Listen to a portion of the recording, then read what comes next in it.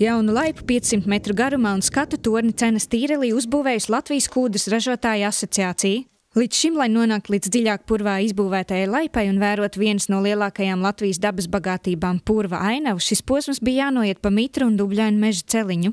Mūsu darbība viss ir miedarbībā ar dabu, ja, un mēs izmantojam dabas resursus. Mēs gribam gan tos daudzumus kūdras, ko mums atļauj iegūt, ja, un arī kaut ko dot pretī dabai. Šajā projektā Latvijas kūdras ražotāji ieguldījuši 30 000 latu. Laipu, skatu, torņu soliņus un citas koka detaļas veidojas meistars Juris Segliņš, kurš ierīkojas jau dabiskajā purva daļā esošo laipu.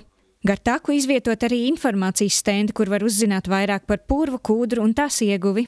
Gan ražotāji ir ieguldījuši ļoti daudz, gan arī pētnieki, kas šo visu teritoriju izpētījuši. Un patiesībā cilvēki var redzēt, kā tiešām vienu vietu dabu var aizsargāt un arī var tomēr izmantot šos dabas resursus, kas Latvijai ļoti vajadzīgi. Sagaidāms, ka jaunā laipa piesaistīs daudz interesantu, jo tā atrodas netālu no Rīgas un pa ceļam uz Liepāju. Pa to var pārvietoties arī ar invalīdu ratiņiem, un tiem, kam nav pa spēkam mērot visu ceļu pa taku, jaunais skatu tornis dos iespēju palūkoties uz purvu no augšas jau takas sākumā.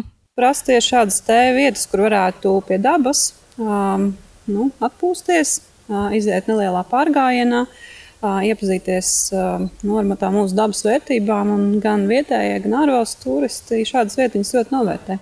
Latvijas kūdras ražotāja iniciatīva ir viens no pasākumiem, kurus tie regulāri īsteno, lai rūpētos par purva vidi un tās atjaunošanu pēc kūdras ieguves. Sadarbībā ar Latvijas universitāti tiek veikti zinātniski pētījumi par purva rekultivāciju. Par savu pieredzi purva izmantošanā pēc to izstrādes Latvijas kūdras ražotāji nākamgad iecerējuši stāstīt arī citiem starptautiskajā kūdras tehnoloģijas simpozijā.